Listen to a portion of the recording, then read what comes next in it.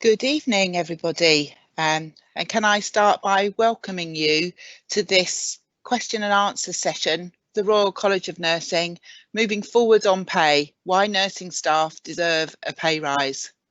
My name is Helen Wiley. I'm the Executive Director for RCN Wales, and I also have the Executive Lead for Pay across the UK. And it's my absolute pleasure to be the host this evening to put your questions to two of our presenters answering today. Firstly, we have with us Tracy Budding, who is the Vice Chair of your Trade Union Committee. And alongside Tracy, we have Mike Adams, who is the Director for RCN England. And I know they're both really looking forward to answering your questions and having a discussion with you about pay. So I'd like to get us moving by asking the first question, and I'm sure that as I go to each of our presenters, Mike and Tracy, they'll just do a short welcome to you as well when they take their first question. So Mike, I'm going to start with you this evening, and the first question I've got coming in is, I've heard a lot about NHS pay over the last few weeks. Can you explain what's been going on, please? Yeah, thanks, Helen. Good evening, everyone. So there's been a lot of work going on over the summer. Obviously, there's been a fair amount of press activity and member activity over the last few weeks. But effectively, what the RCN have been doing with members is building our position as we go into initial talks with other unions and discussing with them what could be or should be or could be a joint union ask to go forward into a government negotiation either later this year or certainly next year. The joint unions have asked for pay talks to be brought forward. We're currently in the final year of a 3-year agenda for change deal. We all know what we've been through. We all know the value of nursing. We all know how the public are now valuing nursing more than ever. And we think the time is right to have those negotiations come forward earlier, not wait till next year. But the work we're doing at the moment is making sure that when those negotiations do open, we have got an ask that is reflective of what our members want and reflective of how our members should be valued. Thank you, Mike. It's always good to get the first question under your belt, but I'm sure there's going to be a few more for you this evening. And I can see people are starting to put things into the question box. So please feel free to post your questions. We'll do as best we can to answer as many as we can this evening. And let's have lots of them coming in. So Tracy, I'm going to go to you next, and this is quite a general question that members are asking. They're saying, what's it like being on the Trade Union Committee, and what's the role of the RCN Trade Union Committee? Thank you, Helen. Yes, so I've been on the Trade Union Committee and served as its Vice Chair since its inception. And the first 12 months of that term of office was very stressful, lots of hard work, even though I'd been around the college for many years, serving on different roles and had different roles and responsibilities.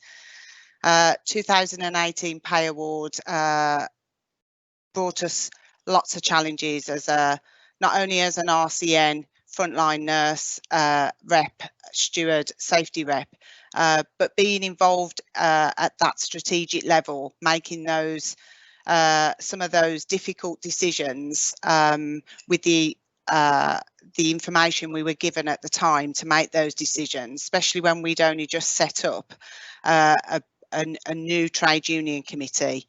Half of the committee members were new to the RCN strategic roles, and some of us had been around a few years on council and various other committees. So that in itself was a challenge. The TU has a huge responsibility, and I know that we probably didn't get some of the things right last year and around our comms strategy, but we were straight into pay talks when we first set up.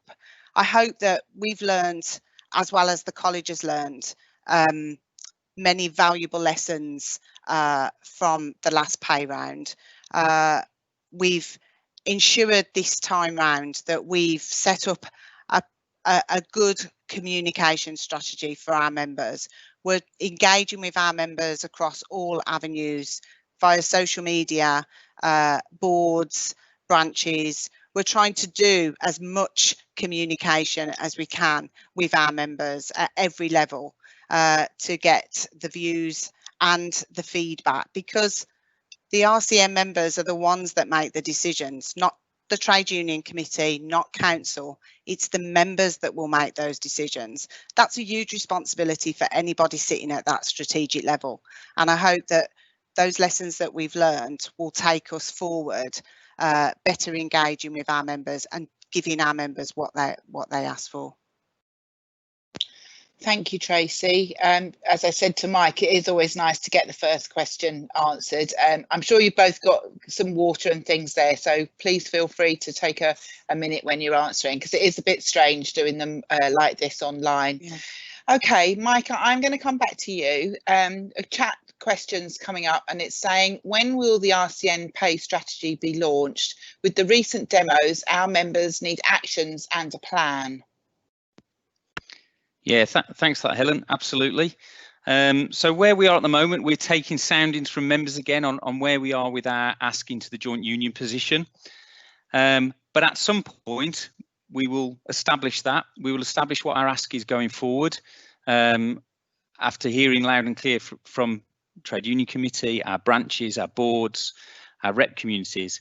We're aiming to then be able to move forward with our ask as a college around September time. Now, at that point, we will absolutely be coming out and saying what we think we can do, how we take the ask forward, what our strategy will be, what our actions will be.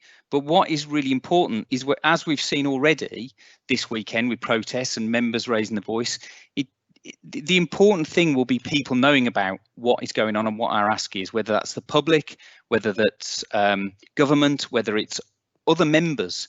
You know, not every RCN member is tapped into what is going on right now, and we need as many people as we can to understand what's happening and to be able to get behind what our strategy is moving forward. So the general answer is September is when we think we'll be able to move forward with our clear strategy. But anything we can do in the meantime, just keeping this pay issue in the public domain, if you like, making sure that people who don't normally have any interest in nursing pay and what nurses do, tap into that moment where nursing has got the highest profile it ever has, and let's make some noise about it. Thank you, Mike. I'll give you a little breather, and I'm going to come back to Tracy. Question being asked, Tracy, from a student rep is, when do you think the government are going to take nursing seriously during this COVID pandemic? Thank you. Well, we believe that the pandemic has placed a spotlight on the vital role that nursing staff play in protecting the health and well-being of the community every day of every year. It wasn't just COVID, but COVID highlighted that commitment, that dedication, the complex skills that nursing staff use day in, day out. We don't just do that when we get a pandemic, we do that day in, day out, and nurses show that commitment every single day. The pandemic also has highlighted the lack of capacity and the lack of staffing and resources that the NHS and the independent sector and any care provider has. We as the RCN will continue to champion and explain the complex roles that our nurses do on a daily basis, the sacrifices our nurses make on a daily basis, the risks our members take, and COVID proved that second to none, with our workforces still going into work even though they wasn't adequately protected with appropriate PPE. I think we the members need to get the public to, it was great having the public clap for us, but actually we need them to continue to lobby their MPs, our families, our friends, to lobby the MPs to say how invaluable nurses are, and we've proved that. I don't think we needed to prove that in a pandemic, because I feel that we've been shouting those messages for years, but I think the pandemic has highlighted it, and we have now got a lot of public support. And we will continue, and we will ask our members to continue raising those concerns and those values and those complex skills that we use day in, day out. We are a graduate profession, and we need to be treated like one, and we need to keep shouting about that. Thank you, Tracy. Mike, I'm going to come to you next. There's quite a few questions coming in, but you're doing very well getting them answered. So in a minute, I'm going to pull 2 or 3 together, and because there's a couple of themes coming through that I know you'll both be keen to talk with members about. So Mike, this one's for you. How will the RCN decide how much to ask for as we move forward in this pay round? Okay, so we've had work ongoing. There is a group within a staff group that is doing a lot of work around kind of economic modelling and what cost of living has been, where members' pay is now currently. They've been working then to work with the trade union committee, elected members such as Tracy, about coming up with a position that we take into our joint union talks to see if we can come to an agreement about a joint union ask that will then go to government. What we've done along the way, though, is that we have sense checked where we think we are with what the trade union committee think our ask should be going into that. We've checked that with your elected members who are elected in local, regional and country boards. We've included branch chairs in those discussions, had that feedback back in that has informed what we've taken to joint union negotiations. At this point in time, we're doing another round of sense checking where we are, where we've got to with those negotiations so far, what our position is or remains, or where we go with it. And again, that's going out to our regional and country boards, elected members, trade union committee, council, I should have mentioned as well. Branch chairs, and also we're talking in each country and in each region. At this point, we're talking to all our rep communities as well. So we're including as many groups of elected members and members in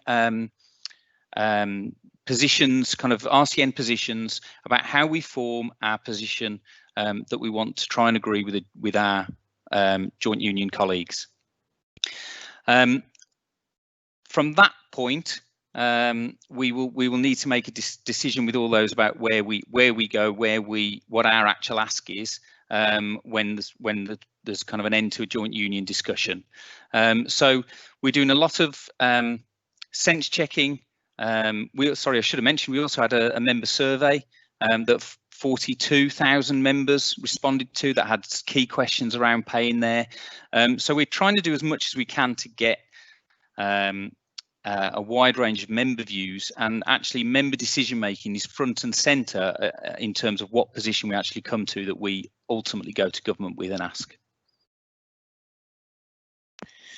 Thank you, Mike. And as I say, there are lots of questions coming in. So this next one is me looking at 3 or 4 questions on this theme, and I'm actually going to ask it to you both because I think it's a really important one.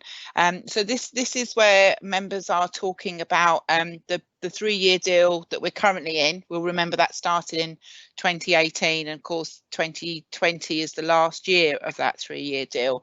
And there's a sense from members on 2 things. One's about trust and one's about learning. So the question is, how can members be assured that they can trust the RCN on the back of the 3-year pay deal, where some members felt they weren't given the right information? And have we learnt lessons from 2018?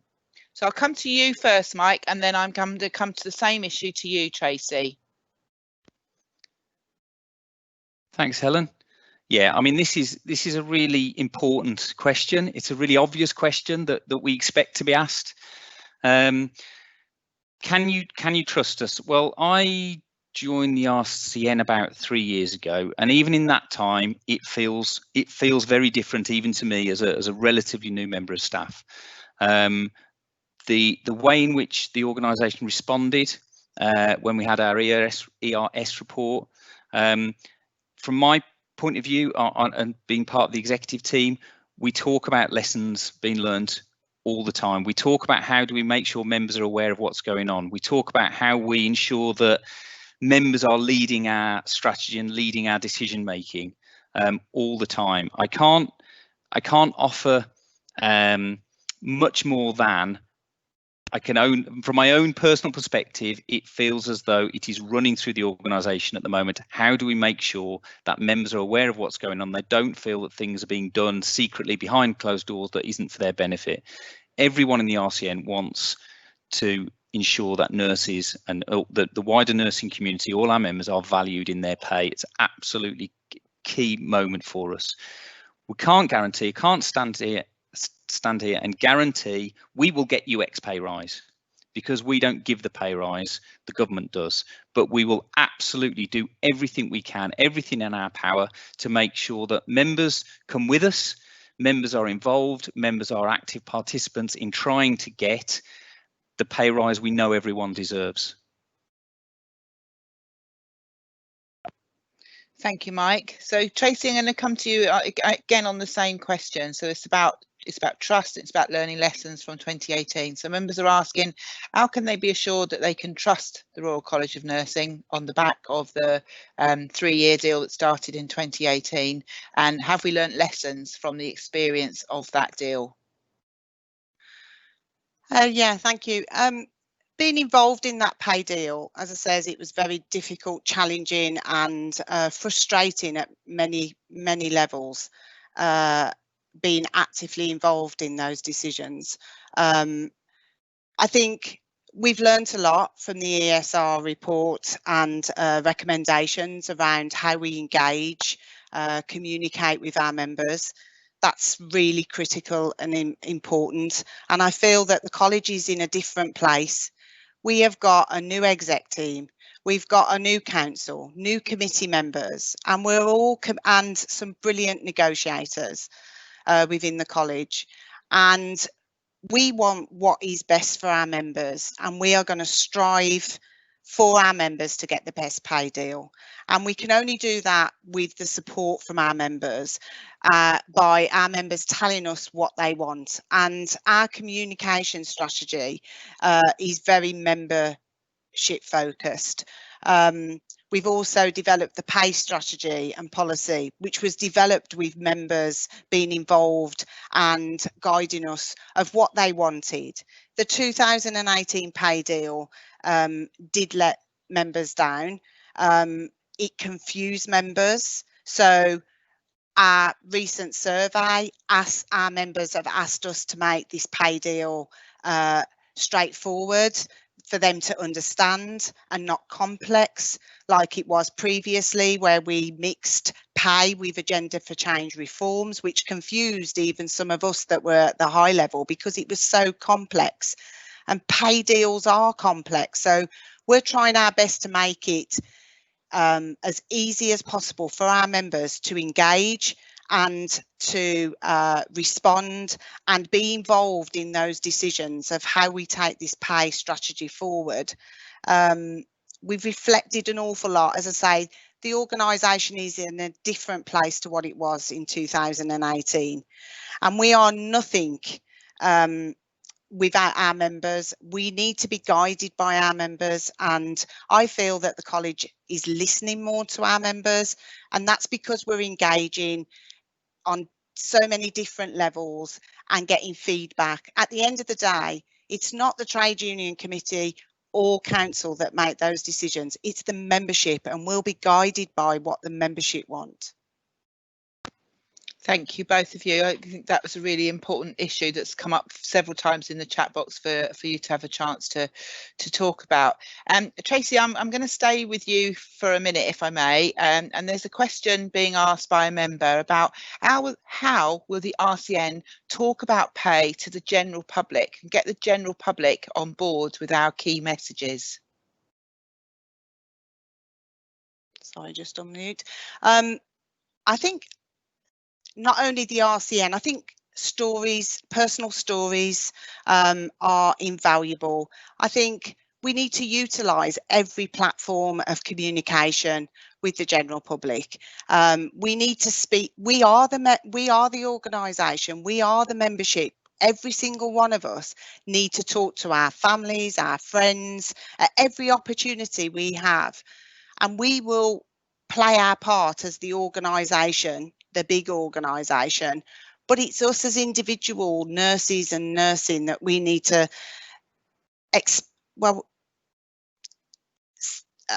explain the complex roles that we play.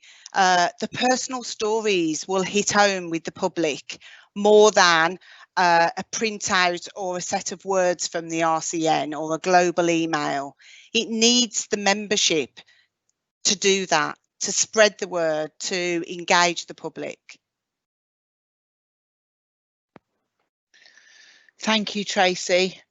Mike, I'm going to come back to you now for this one. And this is a question about what sort of noise is the RCN making at the moment, and what's the plans for the next few weeks as we get closer to when the strategy for the RCN is launched? Yeah, thank you. Well, our noise, you know, and most of our noise comes from our members. So if, as Tracy's just said, if the more of us talk to people that we know, whether that's other members who are not all necessarily kind of tapped into what's going on, as many are, if we can talk to our family and friends, don't underestimate the power of just people talking about nursing pay and the role of the nurse and the importance of nursing and the complexity of nursing, the impact that will have. That when we do take more of a, if you like, a strategic plan of action in terms of how we raise the voice of our ask and how we can put more visible pressure on our politicians in a planned way, that background work we do now will give us power, give us strength to get the public behind us when we need them most. Other things that we do all the time in the RCN is that we do lobby politicians. We do talk to, we do a lot of press. We get a lot of press coverage. We constantly try and put out the same messages in the press over pay, over safe staffing, over student funding. We just want to keep this drip effect of message being consistent about the value of nurses, the fact that pay is an absolutely key issue in the minds of nursing staff more than ever before, given what we've all just been through. So there's a lot of ongoing work that we don't necessarily point out to members all the time, but it hopefully will reap dividend when we need to bring together a clear strategy that will lead us into kind of really putting on the toes of government what we are asking for. That's brilliant. Thank you, Mike.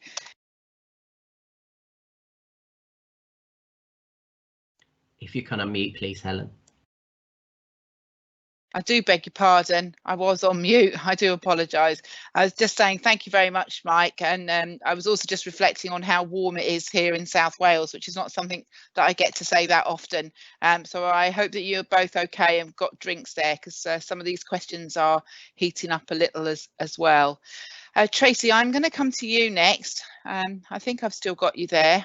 I'm a wee bit worried that I can't see Tracy's camera, but I'm going to come to you with this question. And if we are having any technical problems, I might throw it over to Mike. There's a couple of questions about leaked figures in the chat box, and people are saying, are the leaked figures that they've been hearing about fact or fiction?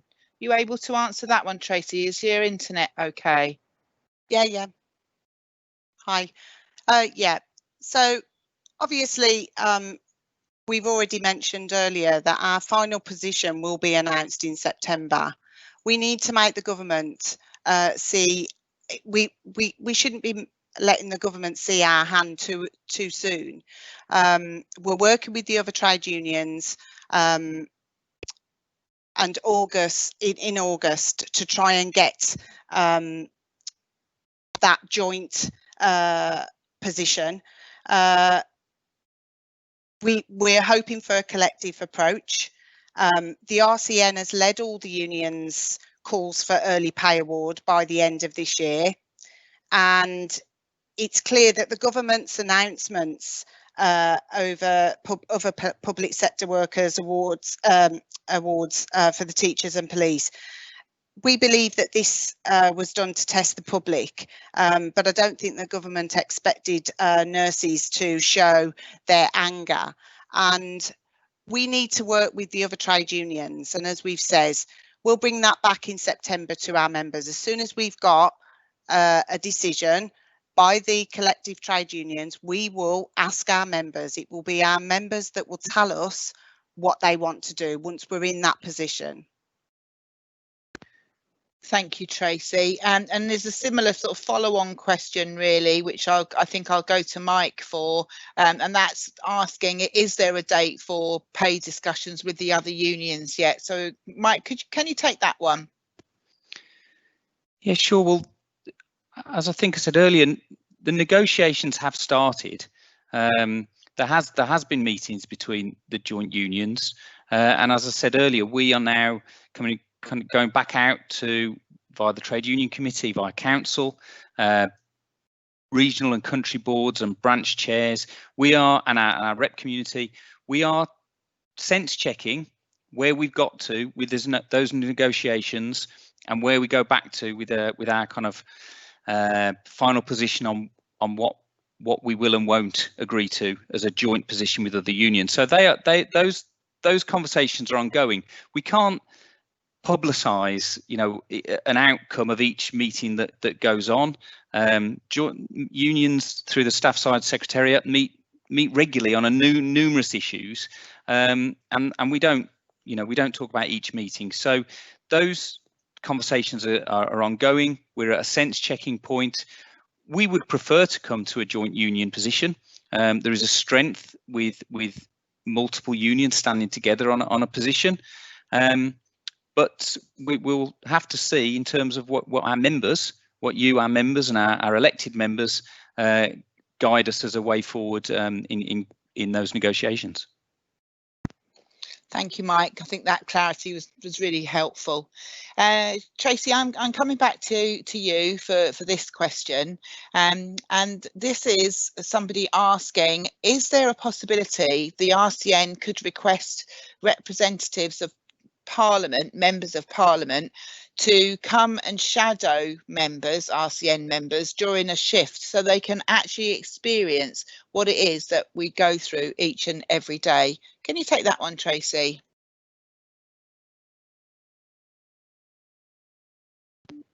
Sorry. So I've done this in the past myself. I've asked members of Parliament to come and work a shift with me. My clinical background is neonatal intensive care, and majority of them declined when I did put that request in. I think what I would ask is that members need to, there's no harm in asking, but when you get them there, you need to have an understanding of what you want them to see and what is it a day in the life of a nurse? I think we've had the Prime Minister who actually saw firsthand what nurses did, and he still don't seem to be listening to the anger and the frustration of the nurses around these pay deals. He saw firsthand the complex skills and knowledge and experience that nurses have on a day-to-day basis. I would encourage anybody to ask a member of Parliament to come and work with them. Obviously, the restrictions with COVID at the moment is going to make that difficult, but I would definitely encourage members of Parliament. And you know, to constantly tell members of parliament, and coming back to those personal stories, bombard all your members of parliament with those stories, because they're more powerful than, as I says, a briefing from the RCN or any other organisation. Thank you, Tracy. Sorry, also just getting off the mute button there. Okay, well done, both of you. You're about halfway through. You've been answering questions for half an hour, and we have covered a significant number, but we've still got another 30 minutes. So keep the questions coming in, please, people, because I know that Tracy and Mike are both keen to give you the full attention this evening, even in the heat, to carry on asking questions and just opening up the discussion that we really want to have on this particular issue. So Mike, I'm going to come to you next and give Tracy a little rest for a minute. And there's a question in the box that says, and it's about the sort of joint union positioning, and it says, are the RCN prepared to stand alone if they have to? Nothing like putting you on the spot, Mike. Yeah, and I'm not going to dodge it, but ultimately this will be a decision for our elected members in terms of what we do. I don't think there's any fear of doing that. I think we have to weigh up, if we can't come to an agreement with other unions, we have to weigh up the risks of standing on our own against the benefits, and we will discuss that. You know, the executive team, trade union committee will be absolutely key in weighing that up. Council members will be key in weighing up that decision as well. So it's not something that we would ever rule out if we think it gives us the best chance of standing up for nursing pay at a level that we think is where our members should be valued. Okay, thanks, Mike. I'm going to stay with you for one more, and this is again a bit about the well, it is about the 3-year deal. It's a little bit of a complicated question, so just bear with me whilst I get the actual wording up. So this is for you, Mike, and the questioner is saying, when I attended a meeting about the 3-year deal back in 2018, I specifically asked the question, if things materially change, can the proposed pay deal be terminated early so that new negotiations could begin? And I was assured that there was a clause in the deal to allow that.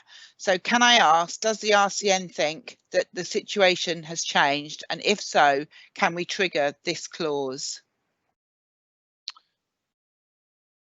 Okay, yeah, excellent question. I think our view is, and this is where the joint unions have come together, is we have asked quite clearly for pay talks for the next deal to be brought forward early. As we've already highlighted, the deal that is in place was complex, it was difficult to understand, it wasn't communicated well because of that complexity. And really, I think the view is it would be much more beneficial to move forward with an early pay talk to get an early, transparent, simple pay award. Bring next year's forward earlier would be a more effective way and an easier way of getting a meaningful pay rise to members, rather than reopening something that we've already identified was very complicated. Thank you, Mike. As you said, it's a really good question that the questioner was asking there, and it's helpful to have that clarity. So I'm going to let you have a rest and a pause for a minute. I'm going to go to Tracy, and there are lots of questions coming in, Tracy. So I particularly wanted to make sure that you got the chance to answer this one, because I know the Trade Union Committee are very passionate about inclusivity of the work that it does. It's quite a long one, so I'm happy to read it more than once if you need me to. And it says, why does it feel like the unregistered workforce are not heard at the RCN? And what are the executive team doing about this? Obviously, you might want to answer that from a trade union position, and I'm sure that either Mike or myself could answer it as well if we need to, but I want you to answer it first. Most of the noise I hear all relates to registrants. So why are the RCN not vocalising more about what the pay deal might mean for the unregistered workforce? and why does it feel like the unregistered workforce is not being heard? Okay, so what the pay award the RCN are seeking,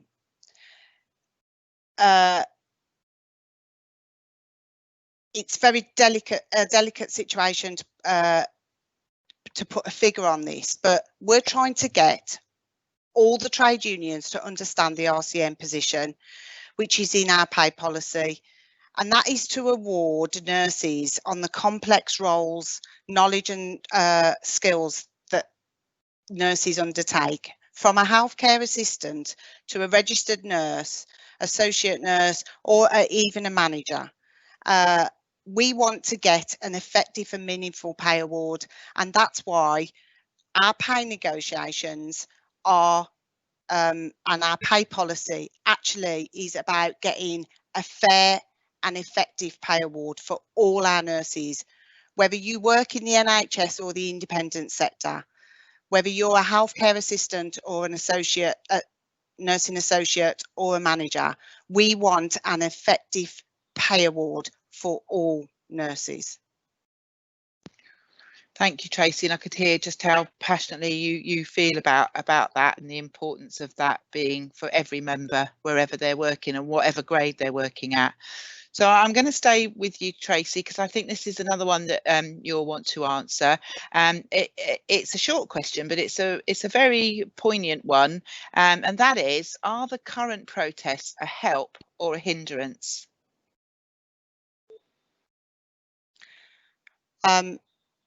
Personally, I feel that they're a help.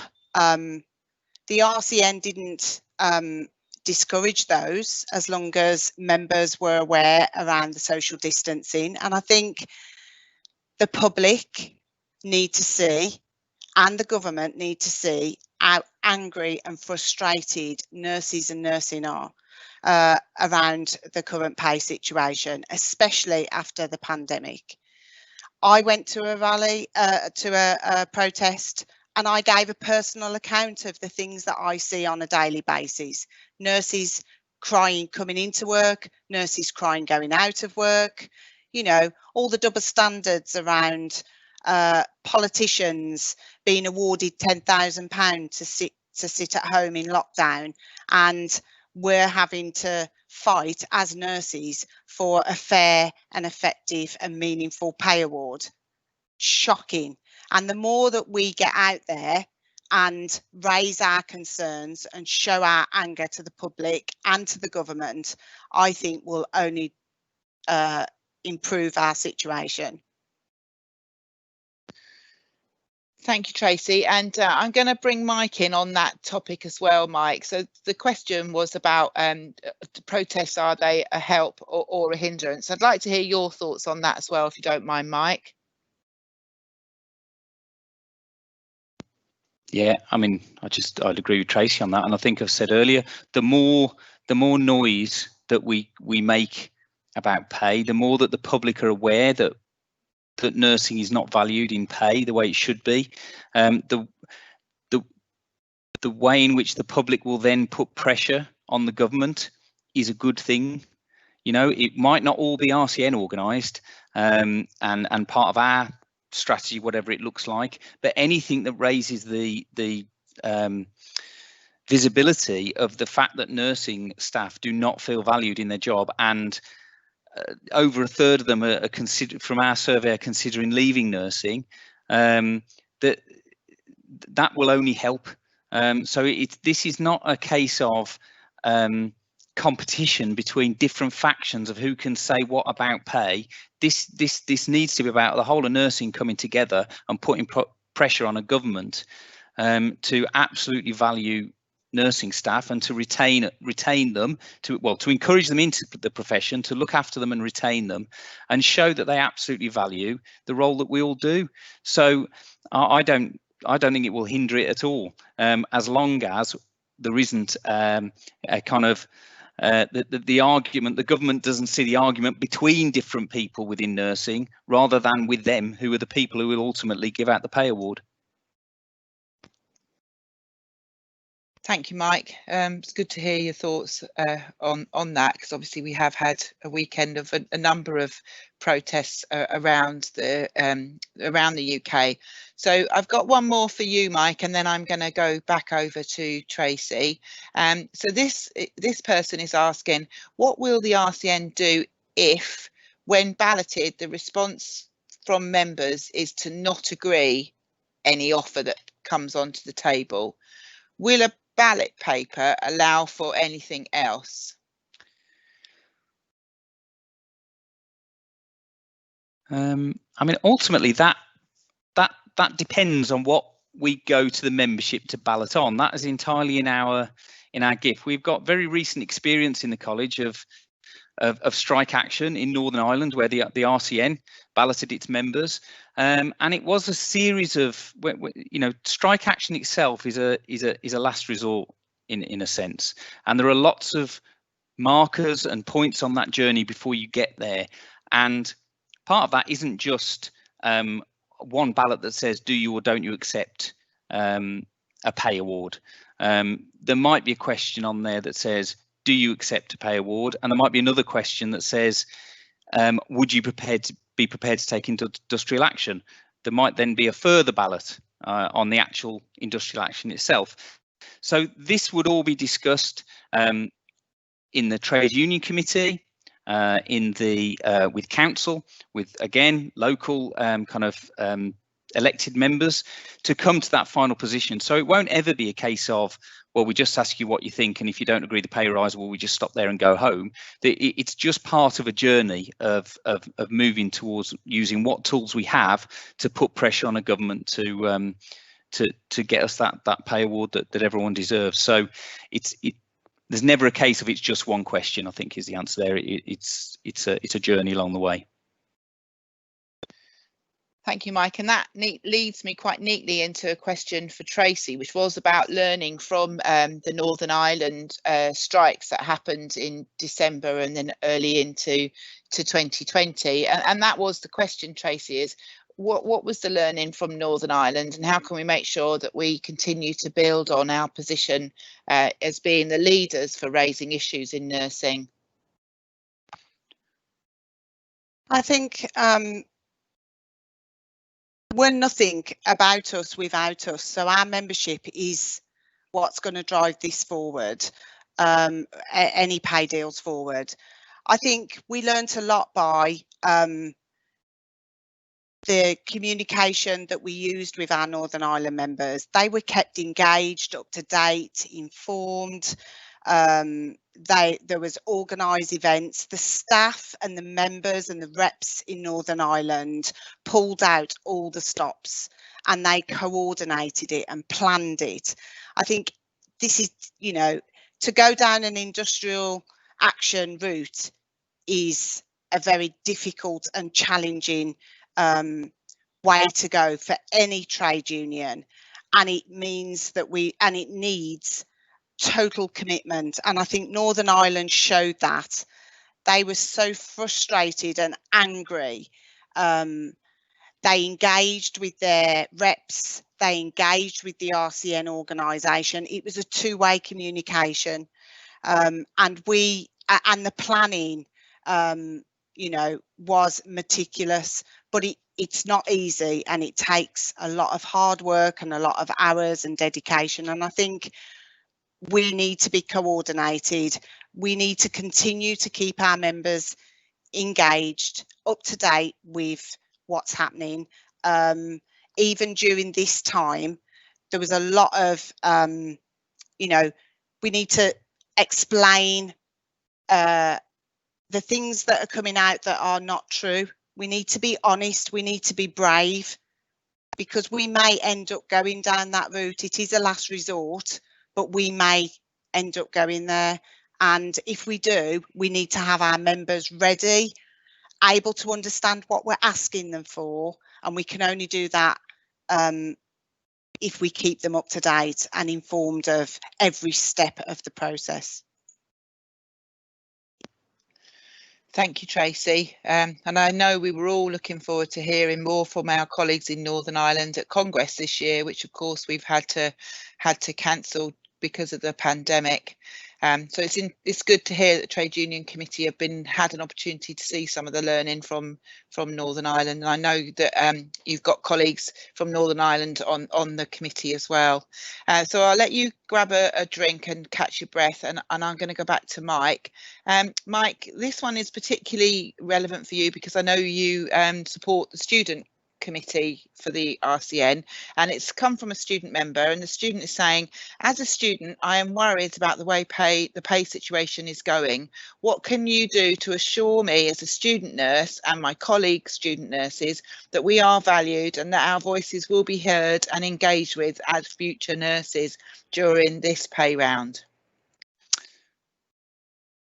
Okay, thank you for that. Yeah, so as Helen said, they're on the kind of staff lead for the student committee, but my own background is I worked in higher education at a university for several years. I'm totally passionate about nurse education and about valuing students and how we attract people into the profession, how we look after them as students, how we make sure them feel valued, and again how we then keep people in the profession moving forward.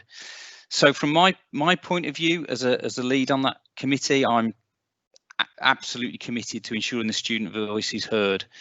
We've already, as part of these, as I mentioned earlier, the round of engagement in terms of talking about our pay position, the student committee have been involved in that. They have had a briefing. They're about to have another briefing over the next couple of weeks. To my knowledge, that has never happened before. In a pay round process, so I think we're making strides in including students. I should just say throughout the COVID period, the student committee have been absolutely fantastic. They have been listening to students. They've been bringing me and the other staff members and the trade union committee the lived experience of students through that. They absolutely represent your best interests magnificently as part of the college. So they won't let me, I guarantee, Jess, who's the chair of the committee, and the other committee members, they won't let me forget students as part of this. There won't be an opportunity to ballot students when it comes to that, on a pay deal, because it's for people who are employed by the NHS, as it's their pay deal. But in terms of informing our position, in terms of talking about wider issues around students, such as in England, our Fund Our Future campaign and student funding and student debt relief, those are our absolute clear messages all the time. If you look at our different press releases, our different appearances in public, we talk about the need to look after students that is inherently linked to maintaining our workforce, growing our workforce. So I can only talk kind of passionately about how I want students involved and how I absolutely want the student voice heard throughout this process. Thank you, Mike. I know there are a number of students listening in, so I'm sure they'll find you on Twitter, if nowhere else, if they've got further questions that they want to ask you. I'm going to stay with you before I go back to Tracy. We are egging into our time now. We've only got just over 10 minutes left, but I've got two questions that I really want to get in. So I want to ask you this one, Mike, because there's a few questions about organising, and this one says, what's the RCN's view of Nurses United UK? Does it support this type of movement, or does it find it a hindrance? Well, it's certainly not. I'm sorry. It's certainly not a hindrance. It's nurses who are raising their voices about nursing issues, and the more of that, the better, as far as I'm concerned. As a Royal College of Nursing, we have 450,000 members. It's our responsibility to take, to draw together as wide a range of views as we can to come to a consensus position about what we take forward into government negotiations, and it will be the RCN at the table. There will be times when what we're asking for as a college, representing all of those members, align with groups such as Nursing United. There'll be times where we're not on the same page, but we can all live with that, because we can all discuss these things and we can all have different opinions, and we should be safe in doing that.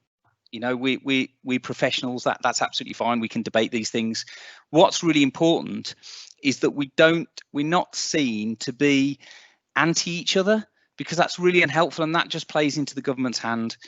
At the ask is to government, from nursing to government. So at times we will agree and we will have the same position, at times we won't, and I'm quite comfortable with that. And I think it just builds to it adds to a healthy debate for nursing. Thank you, Mike. Tracy, I'm going to come back to you. It kind of picks up on the issue about Northern Ireland that you were talking about earlier to a question. But this question says, given the success of strikes in Northern Ireland, would the RCN in the rest of the UK be prepared to strike over this pay deal? That one puts you on the spot, Tracy. Yeah, I think strike's the last resort. And if we decide that, it's the membership that will decide that, not us, the RCN, it's the membership. It is a last resort. We need to think about patient care, patient safety along the way. And Northern Ireland had many of those difficult conversations. In order to carry out industrial action, we need to lodge a dispute first with our employer. The trade union legislation has strict guidelines before even going down the route of balloting members to take industrial action. The Trade Union Act was imposed on the public sector unions, which require a 50% membership, and 40% of that 50% need to agree to ballot members. So that's a really difficult process to go through, and we need buy-in from every single member to make that a reality. Northern Ireland was significantly smaller numbers, but they will tell you, you speak to any Northern Ireland nurse or member of staff, and they will tell you how difficult that was. But that took a lot of commitment, it took a lot of bravery, and what we would need is the full commitment of every single member of the organisation. I'm not saying never, because who knows, depends on what the membership want us to do when we put those positions to them. Sorry. But it is a very last resort. We would look to coming to a deal that our members are happy and content with. Thank you, Tracy. Mike, I'm going to come to you, and then I'm going to see how the time is going. We've got a little bit over 5 minutes left now.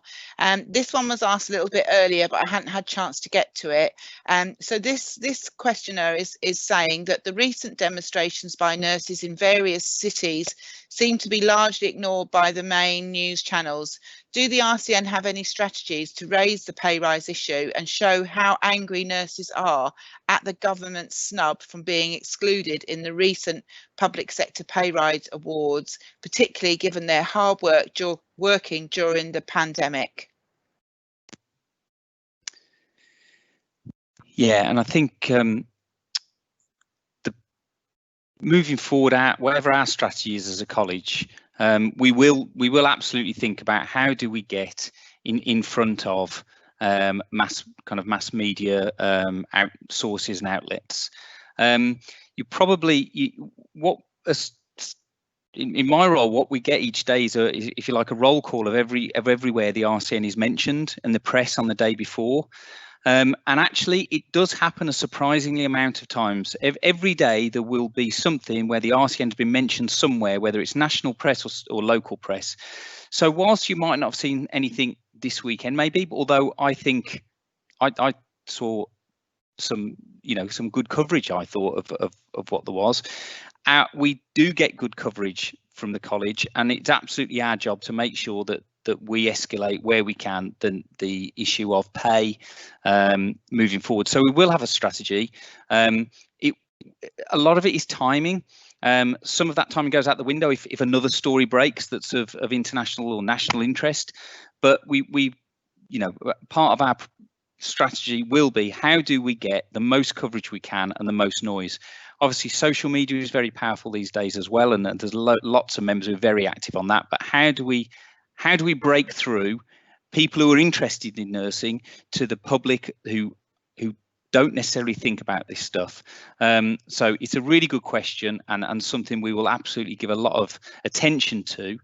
But for yourselves as members out there, as I've said kind of throughout tonight, just talking to people who don't know anything about this can have a really big impact when we need the public to do something for us. Thank you, Mike. I'm mindful that I've only got 5 minutes left, but I definitely want to give the last word to Tracy. So I'm going to sneak in one last little question to Tracy. And this was a question asked about learning from campaigning. So the questioner said that some years ago, the RCN invited Jane McAlevey, I think is the way to pronounce her name. Apologies if I've got that wrong. And she came to Congress and explained how to run a successful campaign. And the questioner is saying that members were clearly invigorated by the discussion, but feels that the RCN then went on to ignore this advice. So will the RCN seek support from colleagues in other countries and start running a successful campaign for this pay round?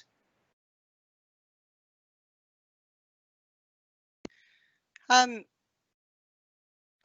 believe that we shouldn't leave any stone unturned, any platform of communication unturned. And if it's going to benefit our campaign, I think we need to look at every avenue. Social media, we've got a new comms lead in the college, and just first impressions from that individual made me think, God, there is so much more out there. I'm a tech phobic person, and there's just so much that we can do virtually now. That's proved over COVID. The way we're working is different, and I think as an organisation we are prepared to look outside the box and look at every single opportunity that we can engage and help us organise and learn lessons from other organisations. Nursing is not just in the UK, nursing is global, nursing is across the world, and we need to be united with other trade unions, nursing organisations, and learn from how they've done things. I don't believe that we should ignore any opportunity to engage better with our membership. Thank you, Tracy, and I'm really glad that we were able to finish on that discussion, because I know how hard the Trade Union Committee's been working on what it wants to do when we're launching the RCN strategy, and I know that you're really excited to engage with members right across the piece and get different and new members that perhaps haven't engaged before to come forward.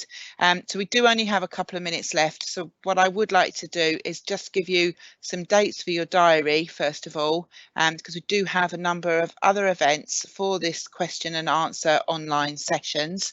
So coming up on Tuesday the 18th of August is a question and answer session which is exclusively for registered representatives. Again, the time is in the evening, and I believe the details are going to be available both on the website as well as out on social media. And I may have got the time wrong for that. I do apologise. I haven't got the time written down in front of me, so please check the time for that if you are an accredited RCN rep. So that's a steward, a learning representative, or health and safety rep. Then on Wednesday, the 19th of August, there's a question and answer session, and that's going to focus specifically for issues to do with Wales and the devolved government in Wales, and that's happening on Wednesday, the 19th. And then on Thursday, the 27th, there is a further question and answer with the Chief Exec and General Secretary, Dame Donna Kinnair. So please mark that one in your diary. It just gives me 1 minute at the end of this to say, I hope that you're can see that we've answered as many of your questions that we possibly could. There is, of course, an ability to watch this again, as well as to share it with your friends and your colleagues, because it will be recorded, and the link for the recording will also be made available. You can then see it again on YouTube. It's really helpful to have so many of you come along and join this evening, and our thanks for you to doing that. It's good to hear your questions. It's good to see and listen and understand what you're talking about through this forum. I've heard lots of things tonight. I've heard things from how's the RCN going to campaign and engage with members, right through to strike action and our relationships with other organisations as well as other unions. So for me, it's been a really rich and interesting debate, and I thank you all for coming. And of course, big thanks to both Tracy and Mike for taking your questions. Thank you and good evening.